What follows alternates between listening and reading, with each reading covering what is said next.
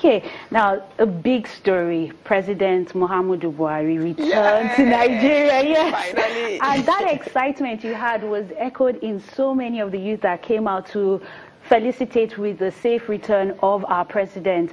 I mean, were you surprised when you found out that the president was returning to Nigeria? No, I want him to return. We were praying for him to return. We need him to return.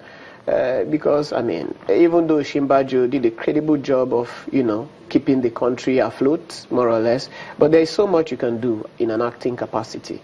It introduces an extra layer of bureaucracy, because you need to check with your principal at every point in time. So we're happy to have him back. Okay. We wish him all the best, and we hope that, however, I want to add, that the problems this country had or has had isn't because Buhari has been absent. And I do not think that his presence is going to make a significant impact as far as Nigeria is concerned.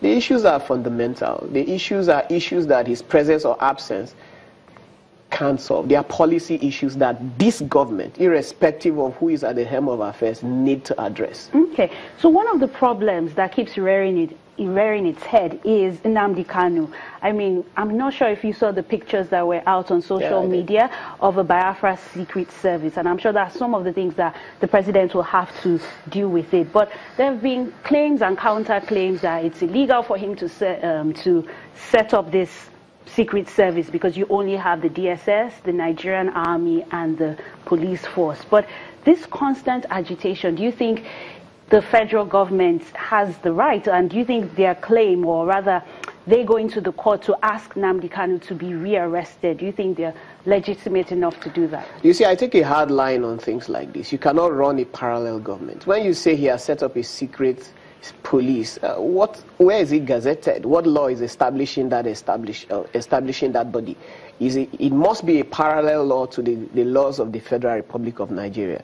And it is the job of the executive arm of government as the custodian of these laws, to address the issue. You cannot allow, if this is allowed to go on, for God's sake, Boko Haram was criminalized. The Niger Delta boys were criminalized. It doesn't matter the purpose, the origin, the reason, the direction to which the agitation is going. If there is an illegality, it must be addressed. You have the freedom of expression, yes. Freedom of speech, yes. But freedom of speech, it means freedom within a framework. That framework is a framework of the bodies of the law of the land.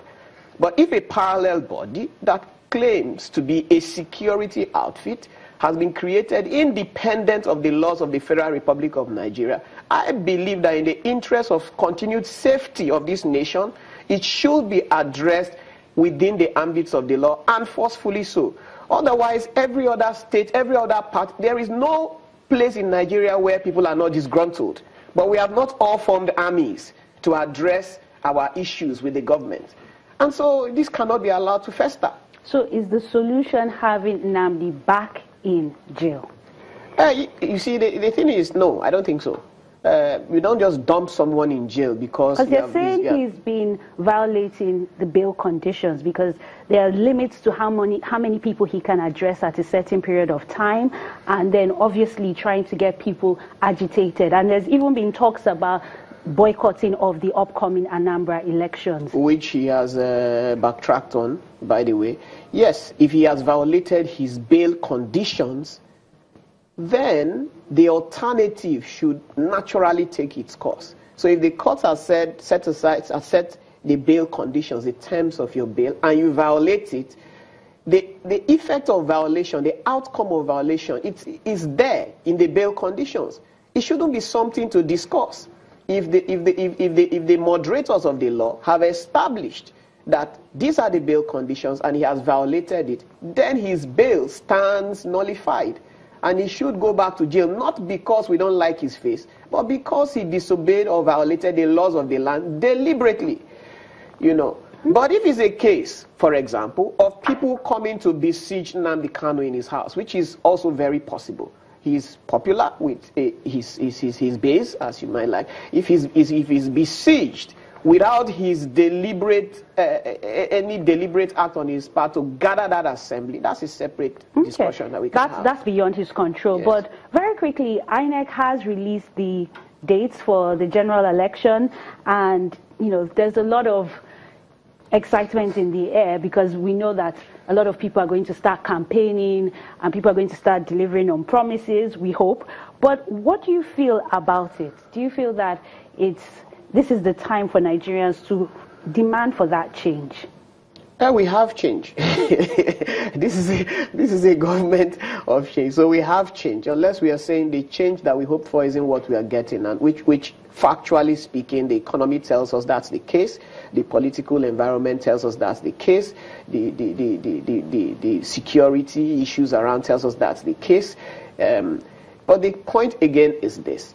We sued for change and we got change because we are fixated on what we wanted to change from.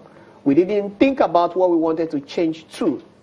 So having crossed that first leg and established that we can change from something, I think this is the time for us to really begin to open our eyes and say, okay, what should we be changing to?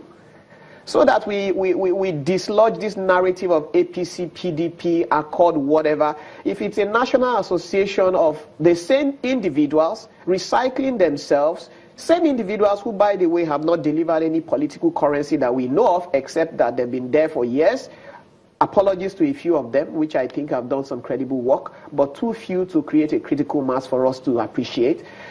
We have to change that narrative and begin to fix our eyes on where we want to go, who we want to support. So final question, do you think the young people are the ones that will bring about this change? And do you see more young people coming out in these elections? I do not think young people in isolation can bring about any change. We have to move from a base of being Nigerians. First, we are Nigerians. And young people, old people, women, children, whatever, all have a part to play in the governance of this nation.